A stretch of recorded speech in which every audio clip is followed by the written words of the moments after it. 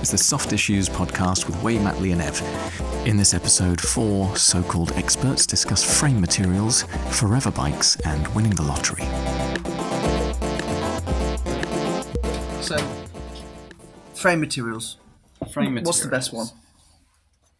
Carbon, innit? Obviously. No.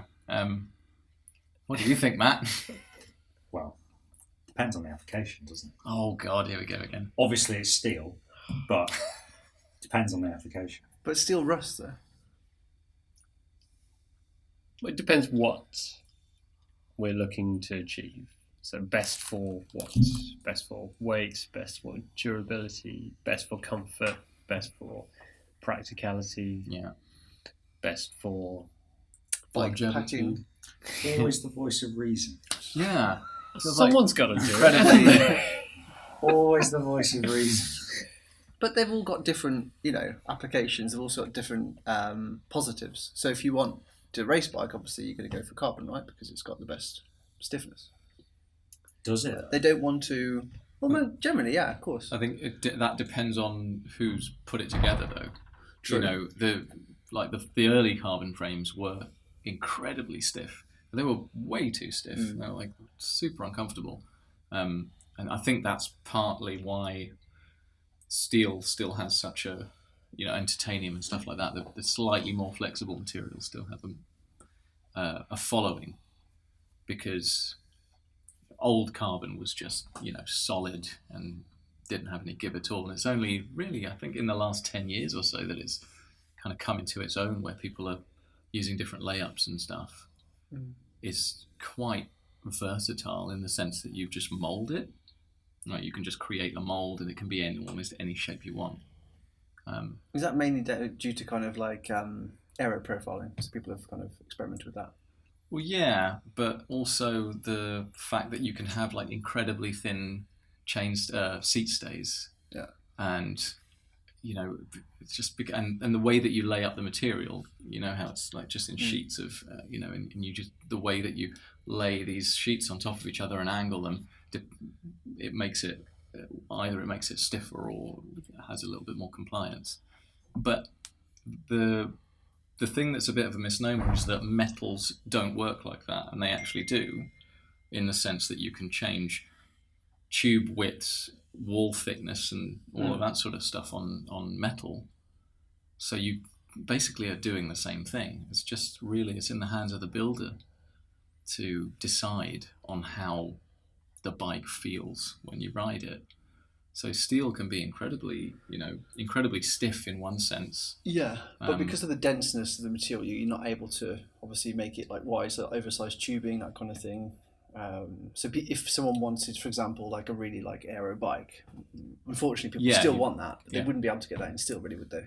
Yeah, you kind of can, but it would be heavier. It would be heavier, which is where aluminium comes in, because that can be extruded and shaped in different ways.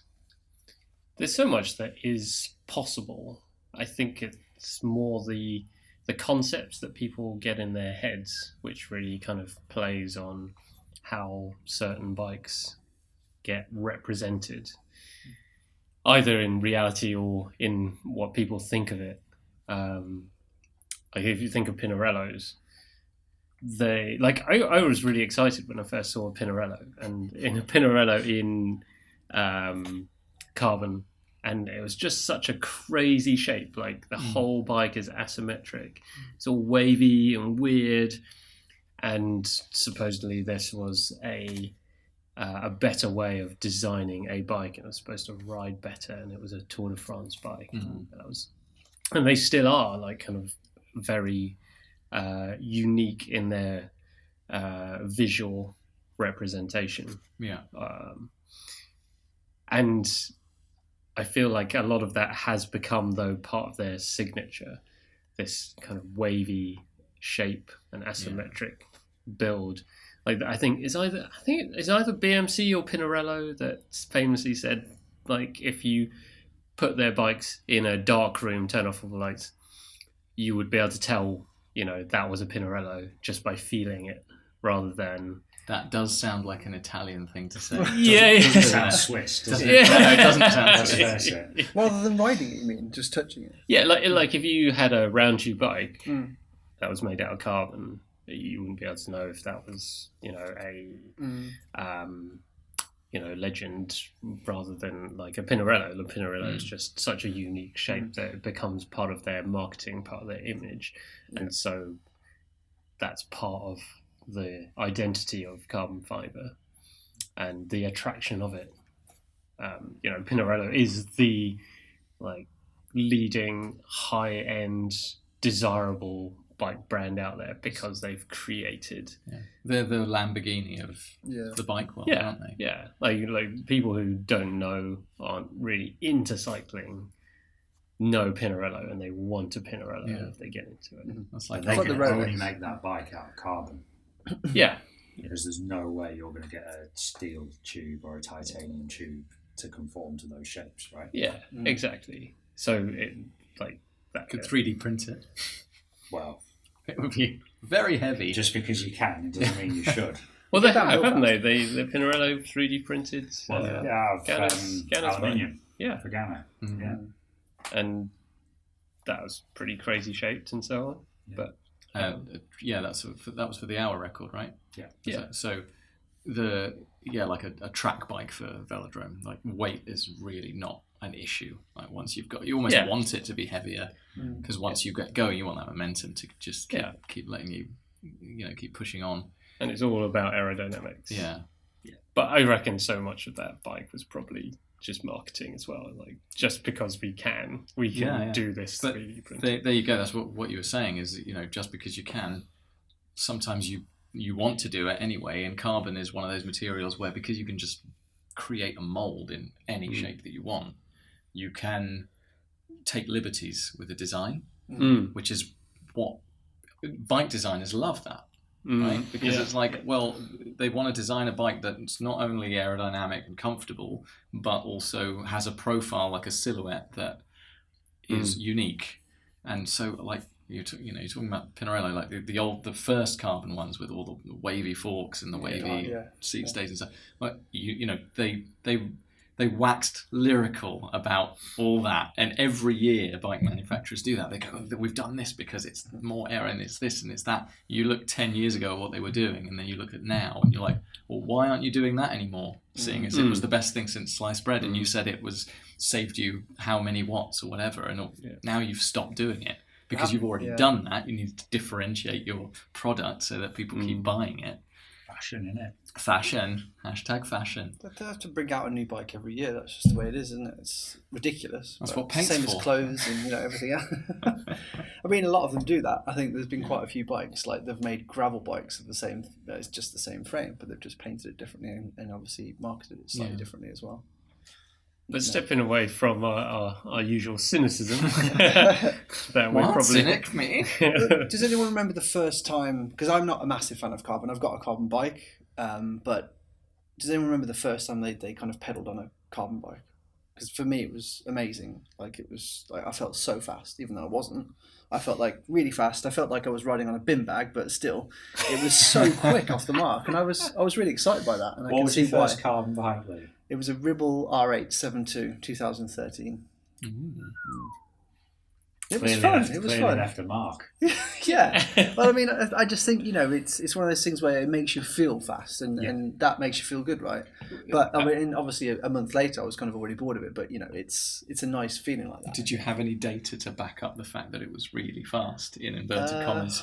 Or well- was it your feeling, like you said, your feeling was that it was really fast? So the one before I was just the aluminium form bike, I think, and I kind of rode that like a racing bike, and I was riding kind of like mountain bikes as well at the time.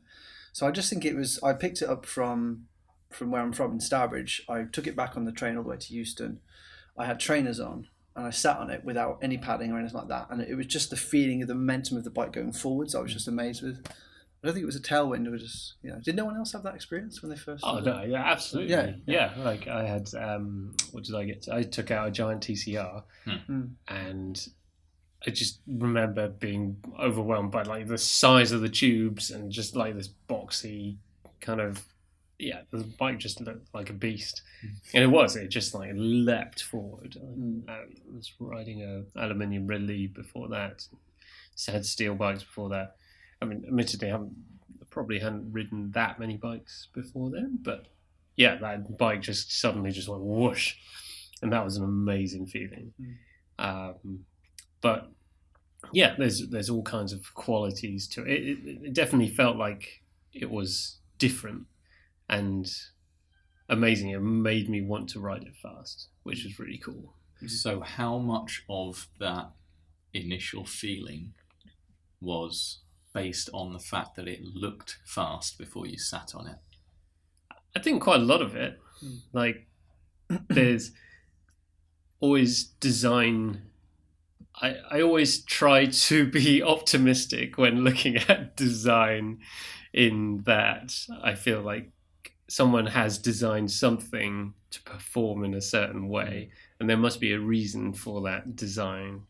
So if I see a square tube instead of a round tube used for the down tube, then that makes me think of stiffness. Like that is designed. It makes me think of IKEA shelving. Yeah. Yeah. But it's also bikes that we've seen in the Tour de France, you know. Yeah. Just as people in the industry, we're also, you know, susceptible to this kind of marketing. I probably wouldn't buy a new carbon bike now, knowing what I know now. But I mean, every time you'd ride a steel bike, for example, I've got a Pearson over there, and I remember the first time I picked it up secondhand, it was only like 18 months ago, but I was smiling all the way back home, even though it's got 165 cranks and all the things that I probably don't find comfortable to saddle, but it was making me smile. I was really enjoying it. Yeah. So it was a different kind of thing. I felt like at ease with myself, and I felt like I was enjoying the ride, and I wasn't really thinking about much else. You know? But then it's tools to do a job, isn't it? Like, you know, if you're smashing around trying to go fast in your local crit, you probably don't want, like, you know, comfort probably isn't your priority. Whereas, you know, if you're riding across a continent, then maybe a more durable material, more inherently comfortable material to make a bike out of is probably higher up your priority list. So there is an element of horses for courses as well.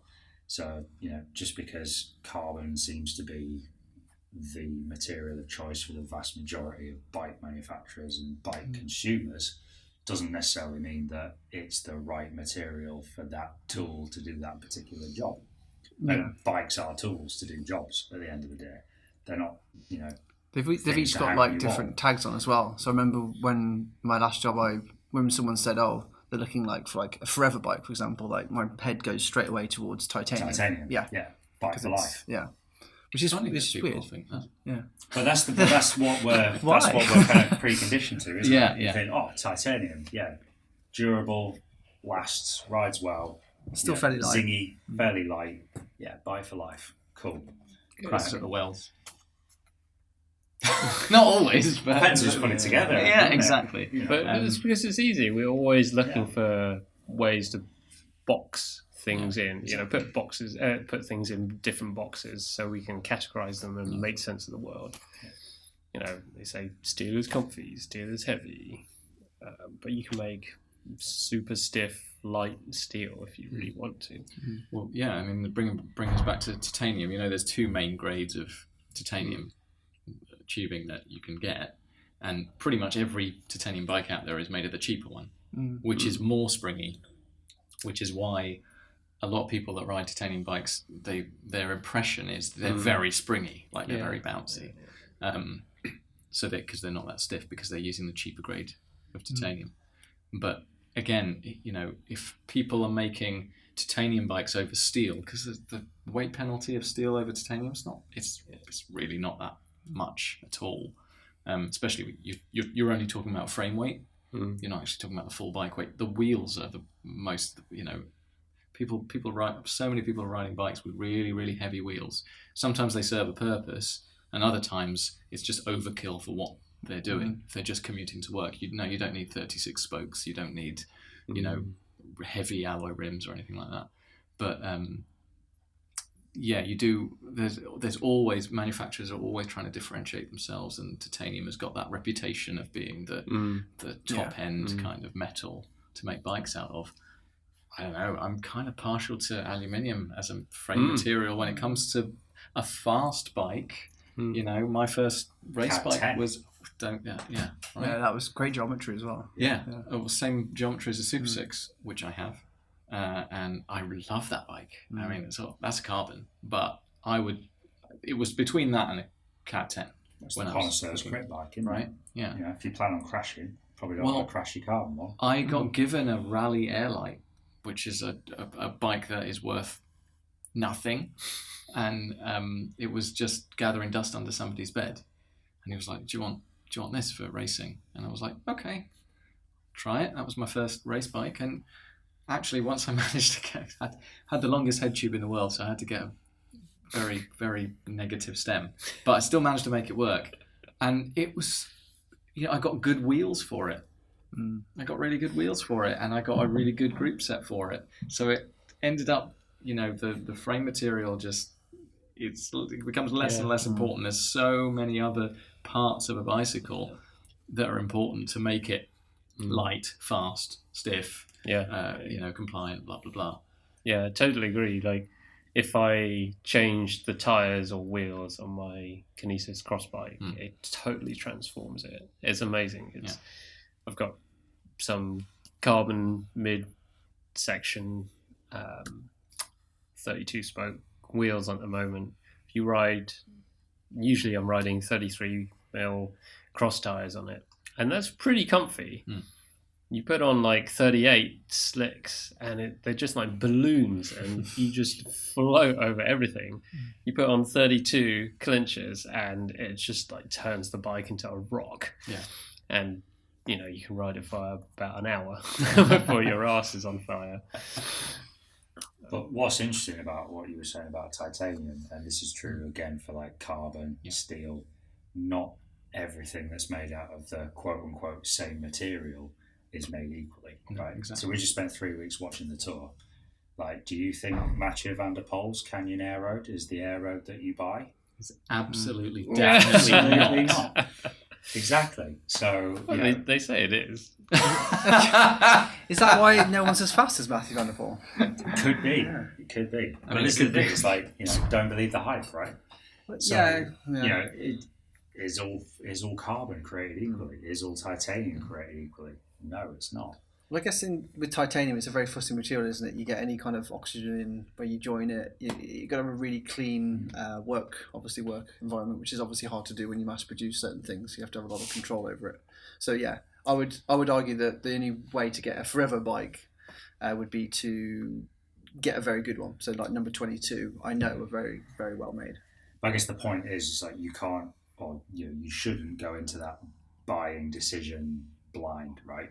So back in the day when I used to sell bikes, it was kind of like you always get this kind of crossover between something like a CAD 10 or a CAD 12, which is like amazing geometry, really like light, good aluminium, versus like entry level carbon. It's like, which is better? It's like, well, that's how long we got. Like, that's an open count. Yeah, it's like if you make it's like if you're looking for like certain applications and do this, that, and the other with your bike, then sometimes the high-end aluminium bike is going to perform better in a certain situation than the entry-level carbon bike. The aluminium generally lasts longer as well as a material. I think it's slightly more durable. So you kind of got to go a little bit deeper, like into what is it you're going to use it for. Yeah. Like, what do you want your bike to do? How long does it need to last? How durable does it need to be? Yada, yada, yada, all that kind of stuff. But realise that, a carbon bike at 1,500 quid is not going to be the same as a carbon bike at £6,000. You know what I mean? It's a different material completely. When I was 14, I was into mountain biking, got into downhill, and my dad probably couldn't afford or just wouldn't buy me better bikes. So I had Saracen Detox, remember that one? It was like a silver and it was like yellow forks and stuff like that. And I went through 4 of them and they all cracked at the same parts of the fork, because obviously I was doing jumps and God knows what not. And my dad was always like, "Oh, you're just not a very good rider." And I was trying to tell him I was, but I just kept, Did your dad say that you weren't a very good rider? How dare you? 14. I told, I didn't race past 18, so I can't really talk much about it anymore. But that doesn't mean that comes at a little, an interesting subject, which is are the best, like Formula One, like the best drivers are in the best cars, right? Are they in the best cars because they're the best drivers, or are they the best drivers because they got the best car? Lewis would probably tell you different. I'm sure he would. He'd probably say a lot of things. Yeah. I find that really upsetting that it's down to the cars, though, and the to a certain extent. I think the better drivers do find themselves, and the better. And cycling's a bit different, really, because everybody in let's say the Tour de France has got fairly equal. As much as all the manufacturers would love to pretend that one bike is better than another, they're all pretty much they're all the same. But this is the thing, right? If you put two people on the exact same bike, one, let's call it, rides with mechanical sympathy, one rides without mechanical sympathy, they're going to have two very different experiences of the same bike, right? So, it's not all about the materials. You ride the bike in a certain way, you're going to get certain feedback from the same bike, right? So there's so many variables. It's probably the least important part of a bicycle. The frame material. The frame material. The fit is probably the number one thing. Thanks, Ev. Yeah, right. It's true. It's true. It's like I rode my crappy rally alloy crit bike.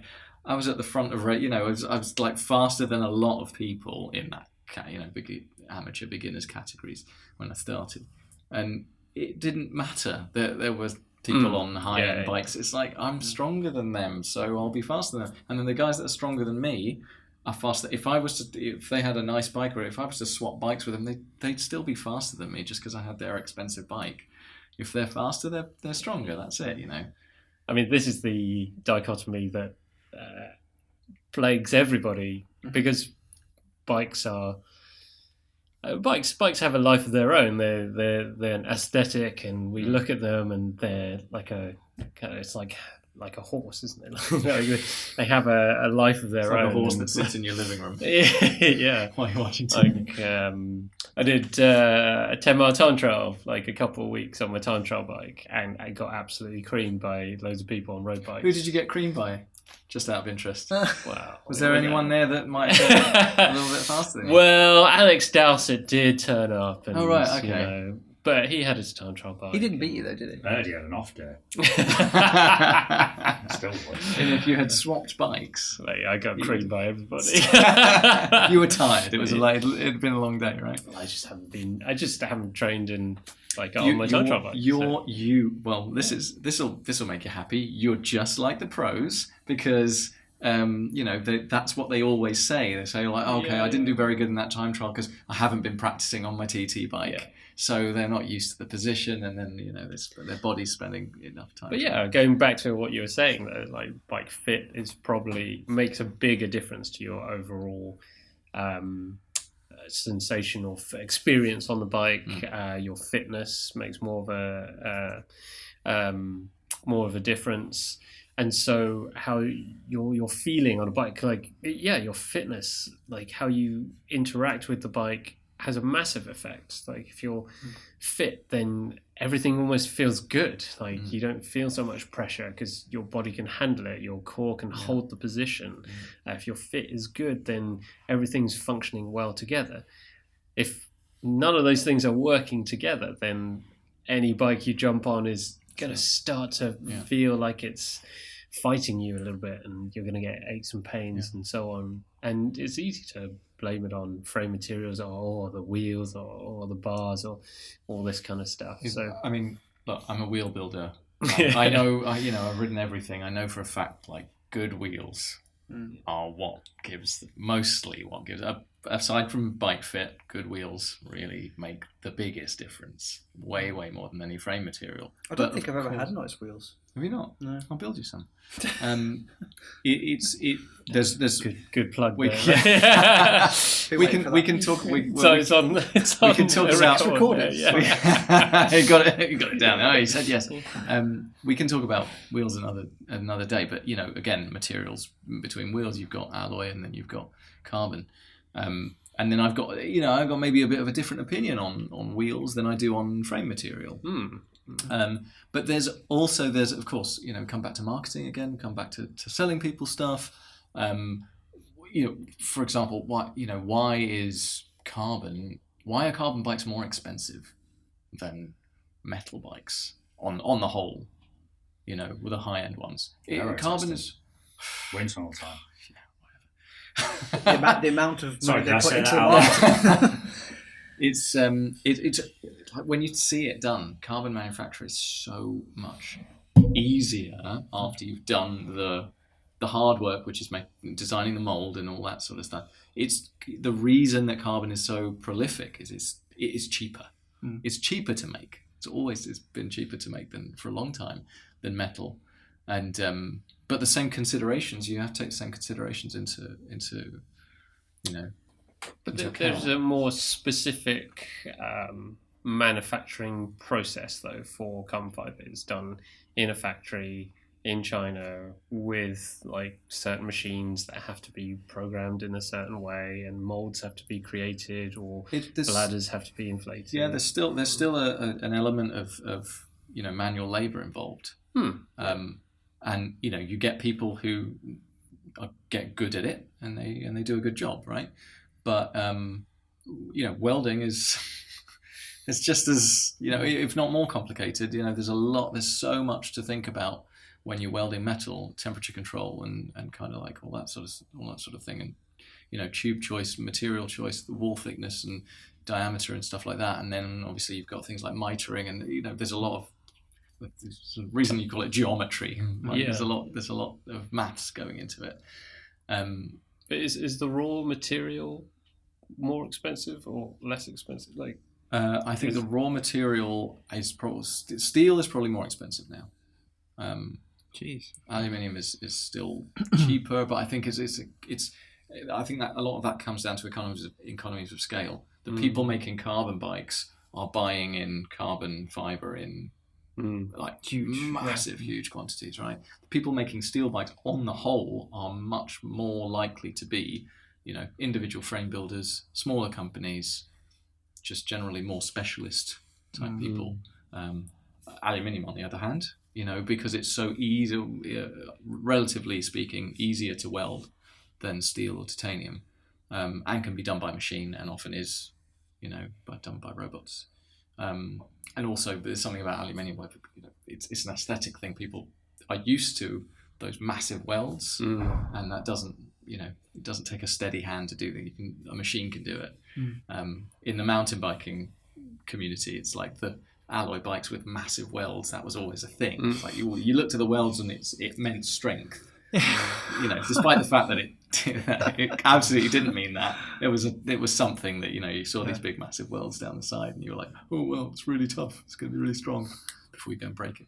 I guess you felt less fussy about aluminium as well. Well, in general, I think you feel less fussy if you're a mountain biker, generally, because it's not a sleek, clean aesthetic, is it? It's meant to be like ridden to the ground. Kind of thing. Like the polar opposite of the roadie mentality. Although it is changing a bit. Well, more and more mountain bikes are getting lighter, more expensive. Carbon mountain bikes with internal cables and is that happening now? Of course. Yeah. Oh yeah, dear, because they run out of stuff to sell. Aero mountain biking, mate, it's a thing. We've had aero gravel, we're now on aero mountain biking. What? How?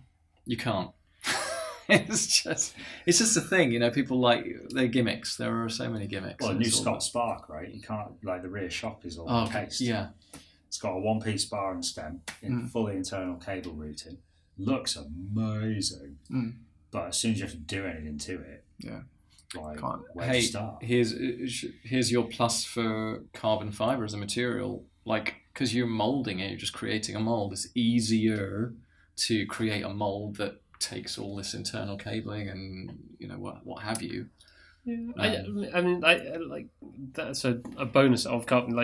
The design potential is unlimited. You could make anything. You see some of the triathlon bikes out there, which don't have any UCI regulations. They're bonkers, absolutely bonkers. You see, but go back to the old steel TT bikes. they were also bonkers. I mean, they were like beautiful objects. Like we had the Tomo bikes.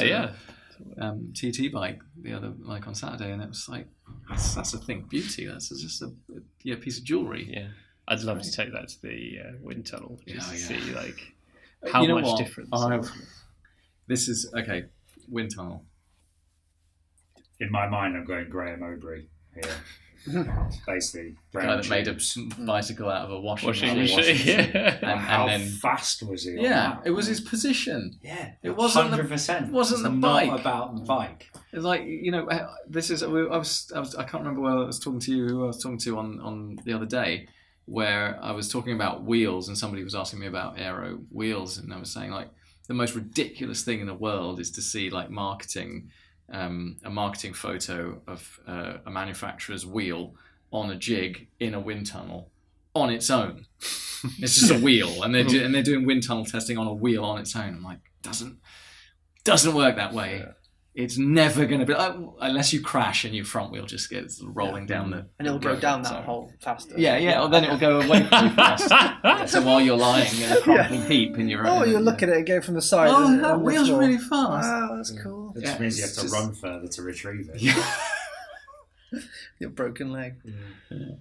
But going back to steel TT bikes, I think Matt and I have got a project which we want to do is get someone so bad want to do this. Get someone to build us a steel TT bike, get really fit, and just see how much difference there is in maybe comparing with our old times. I love the fact that you put the get really fit just like as a throwaway, just little throwaway comment. That's the main barrier to this happening. You heard it here first, folks. Fit's relative.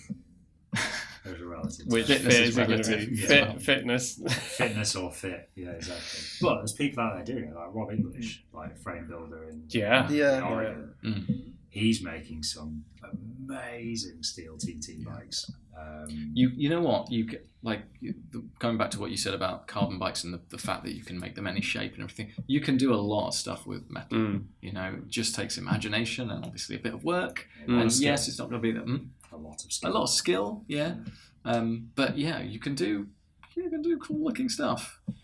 A lot of the tube shapes, you buy the tube. You don't shape the tubes so much these days. You buy them from a steel manufacturer, extruded in a certain way for them to. So you buy the chainstays. You'll buy them as chainstays in a certain shape. You'll crimp them maybe and you'll bend them a little bit, but for the most part, the shape of the bike can be much more customized these days than it used to be. So here's one for you then. How do we feel about mixing frame materials? Why would you need to do that? It's been done. One of the first race bikes I rode, and actually looking back, I seem to do this quite a lot. I look back on old bikes and actually realise how good they were. It was a Ridley Boreas, which is a aluminium hydroformed bike, which means not round tubes, but tubes which are being forced into a mould under high water pressure to shape the aluminium into like triangular tubes and stuff. And the whole bike was just like made of triangular tubes and things like that. It looked amazing. And it had a carbon fiber seat stay, so bonded into it. And at that time, it was all the rage. Like in 2010 or something, everyone was like, carbon fiber seat stays will just like take the buzz out. And it was like one of the most comfortable bikes. I remember like Jimmy Wilson from CycleFit, like kind of riding, like we swapped bikes. I rode his titanium bike and he rode mine. And he was like, this is crazy comfortable. How is this possible? But it just, again, another example of manufacturing and design being more important than the actual material itself. Yeah. The material it just happened to be an aluminium bike because it was cheaper than the high-end carbon fiber Democles. That was the kind of... But, it was like, you're using the term high-end. when you talk about high-end metal, you're talking Sure. about butted tubing, right? Which is yeah, the most yeah. important thing to do on it. You want the material to be slightly thicker at each end, where it's getting welded to something because it has to take the heat. But in the middle, you want it to be thinner. It's the same goes for you see bicycle spokes where they're butted. They're thinner in the middle than they are at the ends, right? The ends take more stress. The middle, you want it to be more elastic, more give to it. If you were to take a few years later, the Carrera, the Rolls Royce of bikes, right? Similar tube shapes, hydroformed aluminium, that dovetail down tube thing that was all the rage for a long time. Not comfortable, like a cheap one, because it's like not butted tubing. It's just going to be it's going to be really thick. It's going to be heavy. It's going to be too stiff. Like this, people go on a rave about stiffness with bikes, but they don't realize that there's a limit. Like you can't be too stiff. You go too stiff, it rides like crap. So like a high-end bike will look like that, but it's like if you could buy a car if you could buy a Lamborghini off AliExpress, right? It wouldn't be a Lamborghini, would it? It might look a bit like a Lamborghini, but it's not going to be made of the same quality materials. So you have all those copycats like after the fact. The original ideas, the ones made by the designers, the high-end stuff where they used really good quality materials, they took their time over stuff and they made them really, really well, were great. That's like the same in anything, isn't it? It's the same in music. Like someone will kind of do something different, then all of a sudden it will be exactly the same. Like loads of different artists will kind of copy that same thing. I find that, I guess, in bikes as well. Yeah. I mean, maybe like back in like 2010, carbon fiber was still considered a high-end material because not so many people were making carbon fiber. It was still a preserve of like kind of a niche for the Tour de France. Basically. Yeah, it was like top-end kind of engineering, but now it's become more ubiquitous, and there's just more factories and more manufacturers and more everyone's levels. got more experience at doing it and making it good, rather than. I mean, that's the thing. If you're doing high-end stuff and you're doing it for like pro sport events and things like pro riders, there's going to be a certain element of we'll try this. And if it breaks, we'll improve upon it, But you can't sell that to the mass market. We'll put this on the market. It might break. We're not sure, but then we'll get really positive feedback and say, well, it broke here, so can you improve that? Whereas, like taking something to mass market is a whole different ethos because you can't. You can't have things break. Well, and then now we're getting to that point where it's a bit like the lightness thing with bikes. It's like, let's make them as light as possible and make them lighter and lighter and lighter, and eventually they start to break because the people riding them are not 65 kilo pros. They're 85 kilo not pros, 95 kilo, 100 kilo. It's not. They didn't make it for that purpose. Right? So it's like.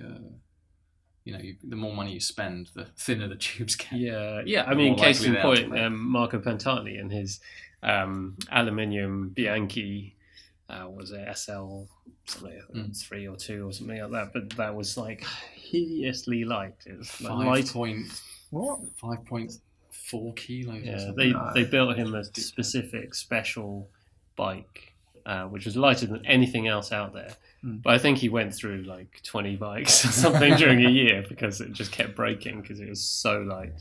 Jeez. But he wanted that just for the specific purposes of racing. They're usually like a particular stage, like you've got a really steep mountain stage or something in the Tour or one of the other Grand Tours, and they'll just ride that bike. Like they'll pull over even and then change the bike to a lighter one that isn't going to get ridden very much. Like most famously, Chris Froome's X-Lite Pinarello.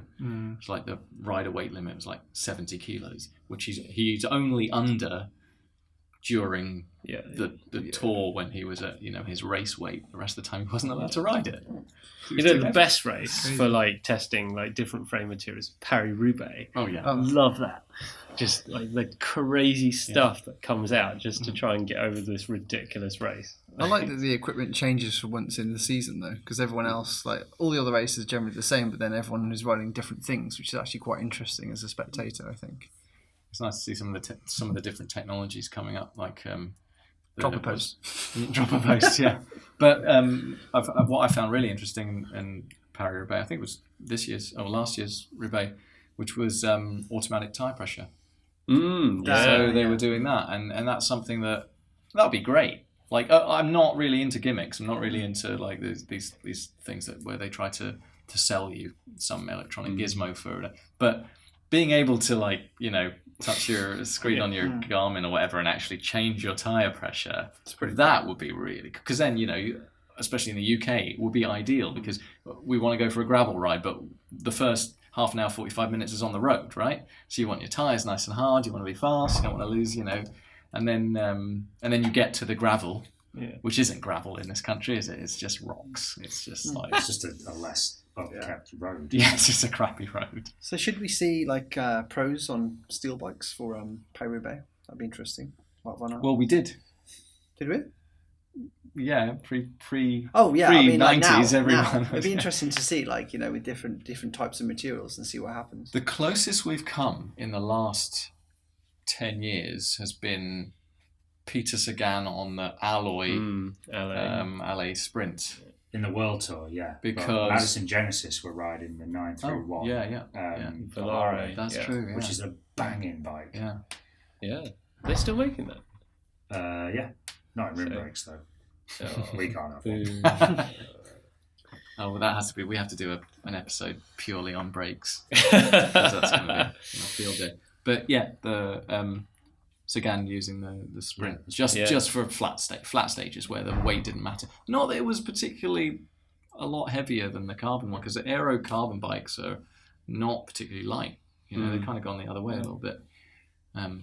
Now it's going the other way again. They're starting to get lighter still, and then I'm sure you guys have heard of the Specialized Ethos. Yeah. Love that bike. That's a great bike. I mean, it looks nice, but it's too It's light better than the rest of them, doesn't it? It's too light. I think it might be my favourite. But it makes sense, geometrically. Because it's a bit slacker. Because it's a bit slacker, and it's like people can fit to it. It's real world. Yeah. I mean, but it's pretty aggressive. It's not. I mean, it's not a sofa. But, I mean, I think it's a road bike. It's like, it's kind of like an alley, isn't it? Ish. Yeah. But yeah, it's getting like Orbea just released the new Orca, which is a lightweight climbing bike. Factor have just done a new version of the O2, the van, which is ridiculously light. Yeah. It's just going that way. It's just going in circles. It's gone. We've been aero for a few years, so now we're going to have to come back to lightweight, and then we'll go back to aero. But now they're lightweight aero because they're still a little bit aero because the thinking's changed. Everyone's looking at wind tunnel data and they're saying, oh, okay, well you don't necessarily need that deeper tube, to the speeds that they're actually going at. They're not. People aren't doing 70 miles an hour. They're doing 23. That's the time at best.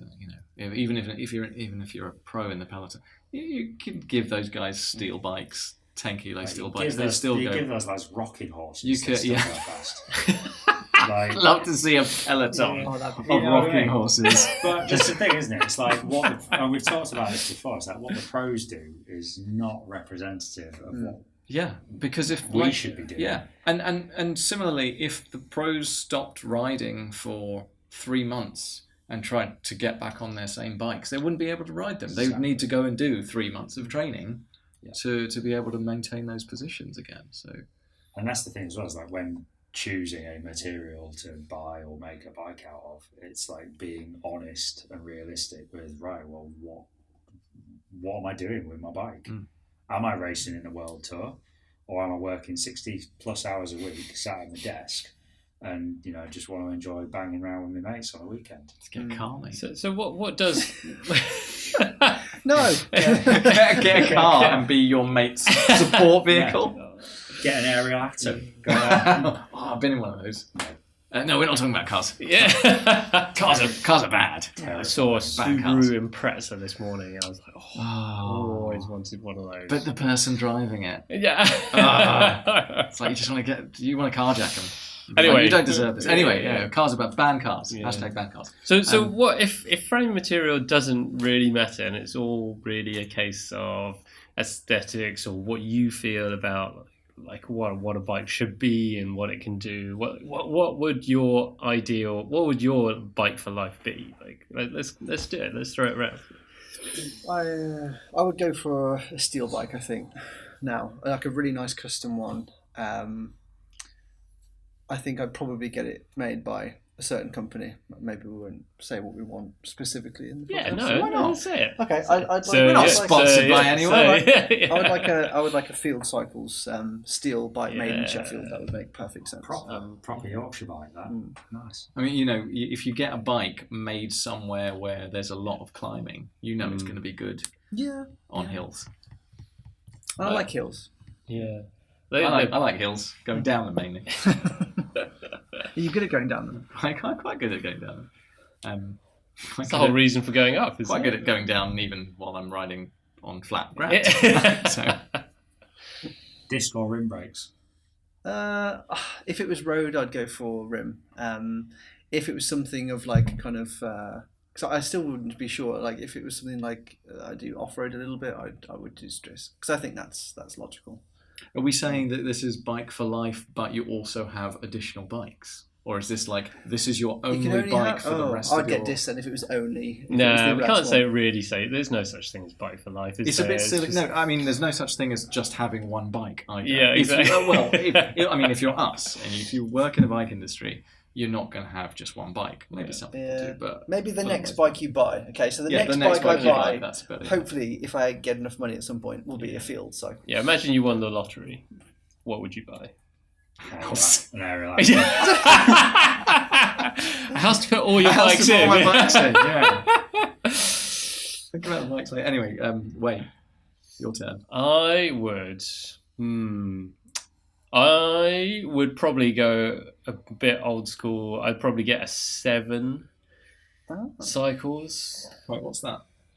That's an Amara. That's a niche frame builder based out of Bilbao. Sounds very exotic. Exotic. It's just got a nice paint job. It's a lovely bike. It's all about the really paint, isn't it? Really.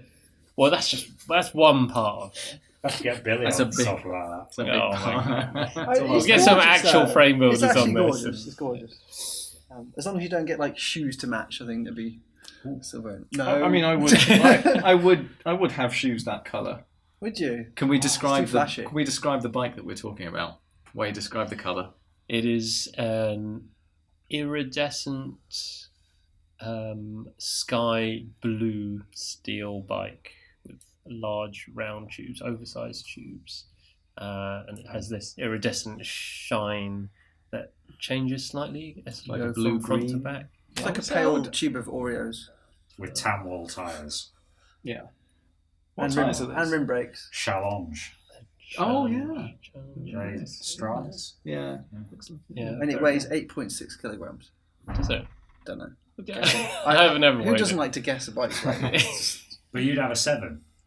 I would have a 7 Which is titanium round tubes, but with a few carbon tubes, like a carbon fiber seat tube. I think I would like that. Would you have it stainless steel?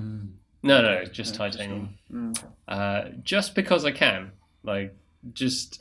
So one of the bikes I always wanted was like a Le Monde titanium back in the day, which is like titanium lugged sections, but with carbon fiber tubes in it. I always thought those bikes were like They generally have to be lugged.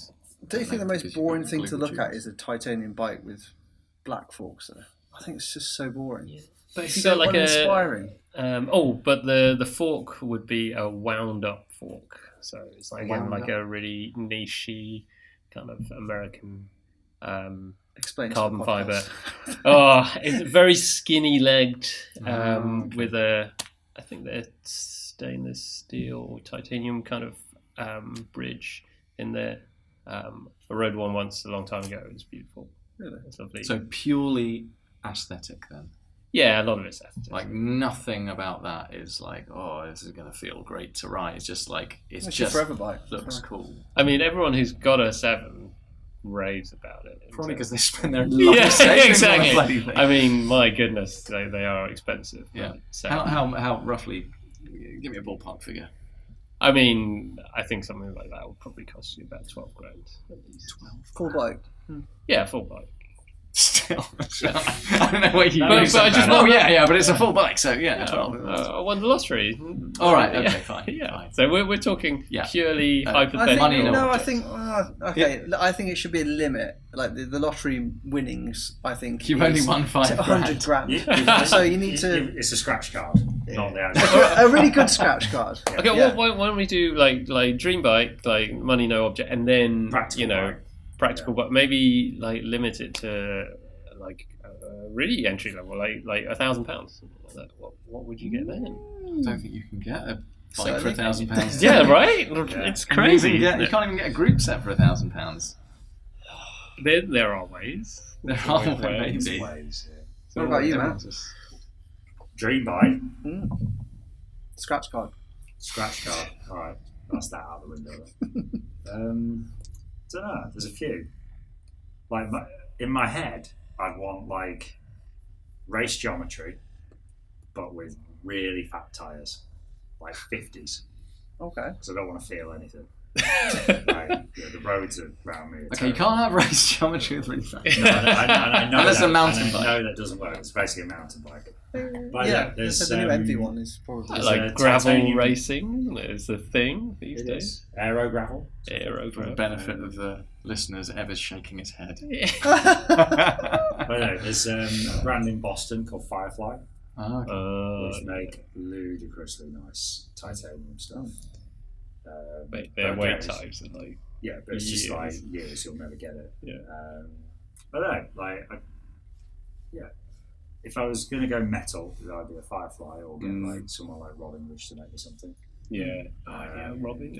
Or- So many good bikes. Yeah, there's loads of stuff like a Speedwagon would be pretty cool. Oh yeah. An Argonaut, Yeah. carbon, Appleman. Pegaretti, Pegaretti. just because it's a Pegaretti, a Lego. Yeah. There's so much stuff. I feel like you're doing too many. You're Yeah. confusing, But, you're like- confusing the listeners, okay, man. but Jesus. I think Is everyone at Pegaretti like really tall? yeah.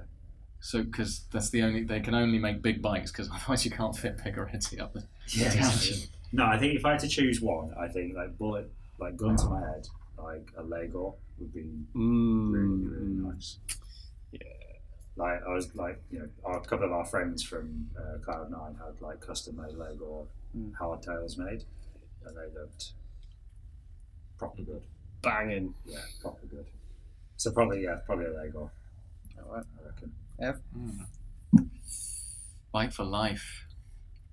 Well, steel. Oh, the label. Yeah, steel. I'd probably I'd have a steel. I'd have a steel bike. I'd probably, seeing as I've won the lottery, and I've got time on my hands, I would probably make my own steel bike. Yes. Like I would literally rent a workshop and there's get help, whatever, like to do anything that I didn't know about. But that would be surely the ultimate thing is do it yourself. I think I love doing that. You could do that. I could not. Oh, I mean, of course you could. You could I'd take make it out of Lego. Let's make just to interject. Let's make a bike out of Lego and ride it around the track and see how far we get. You need so much Lego. Where are we going to get the Lego from? Lego shop. Anyway, I don't think it's quite widely distributed.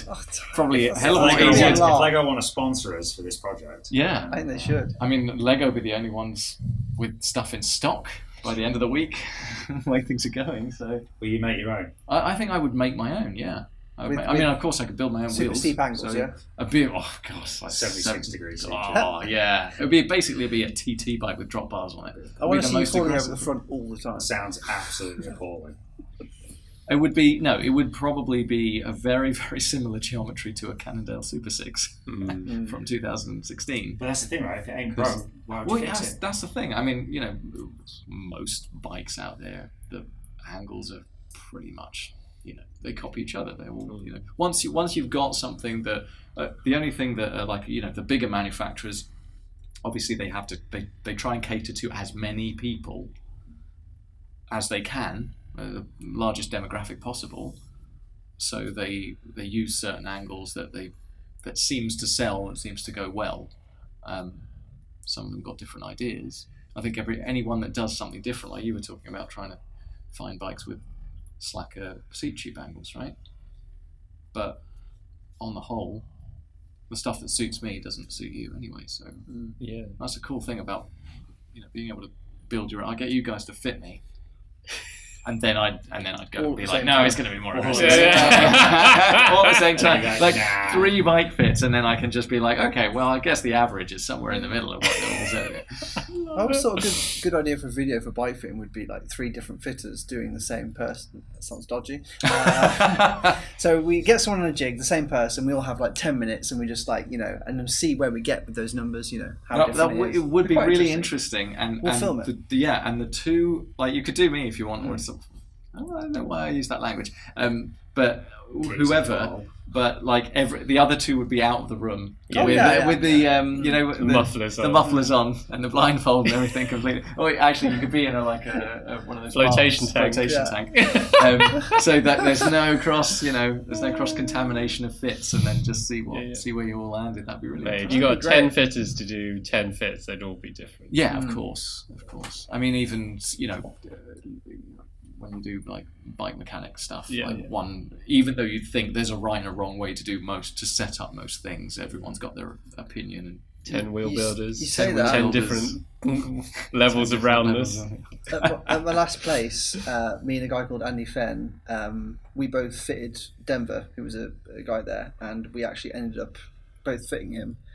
And we ended up with exactly the same reach. The only thing that was changed is he ended up on a 170 with Andy and a 165 with me. In fact, we've done similar to that, haven't we? Yeah. One person who ended up in exactly the same saddle height, 2 different fits a year apart.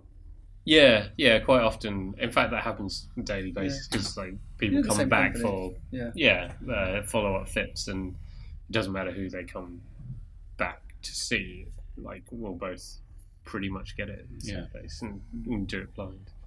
I suppose that's kind of a natural thing as well, because you work together as well, so you talk to each other about there's a lot of shared philosophy and wisdom. Who's better? Depends on what day it is. Absolutely. Who's had more sleep that night? Enough about butts. Well, that's quite enough of that.